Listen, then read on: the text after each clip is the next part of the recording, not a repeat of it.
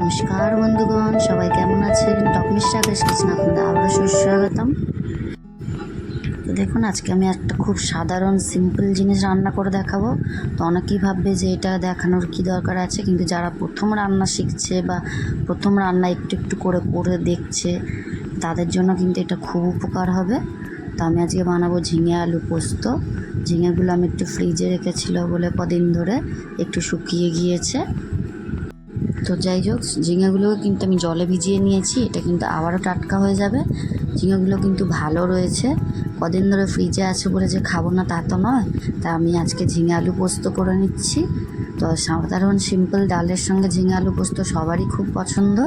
তো আপনারাও এইভাবে অবশ্যই, যারা প্রথম রান্না করা শিখছো, অবশ্যই এইভাবে করে দেখো, ভীষণ কাজে দেবে।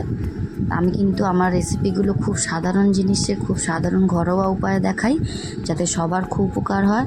এবং যারা হোস্টেলে বা কলেজে নতুন রান্না শিখছে বা বাড়িতে একা নতুন রান্না করার জন্য ব্যবস্থা করছে, তো তাদের জন্য কিন্তু আমার রান্নাগুলো খুবই উপকার হবে। অবশ্যই আমার ভিডিওটি পুরো দেখবেন এবং আমার চ্যানেলের পুরো রান্নাগুলো দেখবেন। আর ভিডিও ভালো লাগলে অতি অবশ্যই লাইক, কমেন্ট, শেয়ার এবং সাবস্ক্রাইব করে দেবেন।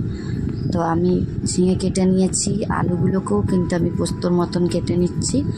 দেখো, আলুগুলো কিন্তু আমি খুব বড় সাইজে রাখিনি, ছোট ছোটই করেছি, যাতে খুব সহজে সেদ্ধ হয়ে যায়। তো এরকম করে আমি সবগুলো আলু কেটে নিচ্ছি। আমি কিন্তু বটিতেই বেশি কাটতে পছন্দ করি, কারণ এতে আমার তাড়াতাড়িও হয় এবং খুব সুবিধা হয়। তো এগুলো আমার কাটা হয়ে গিয়েছে। এবার আমি কাঁচা লঙ্কা আর পোস্তটা বেটে নেব। আমি 2টো কাঁচা লঙ্কা দিয়েছি, আমার বেশি ঝালের প্রয়োজন নেই, ঝালটা বুঝে তোমরা তোমাদের মতো দিতে পারো। তো আমি এখানে হয়ে গেছে পেস্টটা আমার। তো এদিকে আমি কড়াই বসিয়ে দিয়েছি, তেল দিয়ে দিয়েছি, গরম হয়ে গিয়েছে। এবার ফোড়নটা দিয়ে নিচ্ছি, শুকনো লঙ্কা আর সিম্পলি 5 ফোড়ন দিচ্ছি, যেগুলো পোস্তয় লাগে। দিয়ে আমি আলুটাকে তুলে দিয়েছি। আলুটাকে এবার একটু ভেজে নেব। সাধারণ শুকনো লঙ্কা বা 5 ফোড়ন সবার কাছেই থাকে। তো আমি কিন্তু খুব বেশি জিনিস দিই না, যদিও এটাতে খুব বেশি জিনিসের প্রয়োজন হয় না। তা এমনি তো আমি আমার রান্নাগুলো খুব সাধারণ উপায়ে দেখানোর চেষ্টা করি। অবশ্যই আপনারা কমেন্টে জানাবেন সেগুলো। আর যারা নতুন শিখছো তাদের জন্য যে কতটা উপকার হচ্ছে, তারাও অবশ্যই আমাকে কমেন্টে জানাবে কেমন লাগছে তোমাদের ভিডিওগুলো। দেখো, আমি আলুগুলো কিন্তু ভেজে ভেজে নিচ্ছি। ভাজা হয়ে গেলে আমরা ঝিঙেটাকে তুলে দেবো। এটাকে দিয়েও আমরা বেশ কিছুক্ষণ একটু ভাজা করব, নাহলে ঝিঙের একটা সোদা গন্ধ বেরোবে। তো অবশ্যই আলুর পরে আমরা ঝিঙেটাকে দিয়ে এটাকে ভাজা ভাজা করে নেব।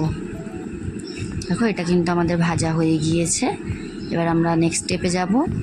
তো এর জন্য আমি এবার ভাজা হয়ে যাওয়ার পরে তখন যে পোস্ত আর কাঁচা লঙ্কাটা বেটে রেখেছিলাম আমরা, সেটাকে আমি তুলে দেবো। আমি কিন্তু এটা খুব বেশিটা করিনি, অল্প করে আমি করছি ঝিঙে আলু পোস্তটা।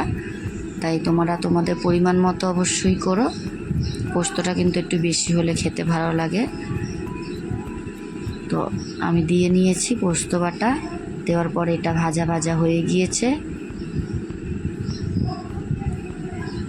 আবারও ভালো করে নেড়ে নিয়ে আমি জলটা দিয়ে নিচ্ছি।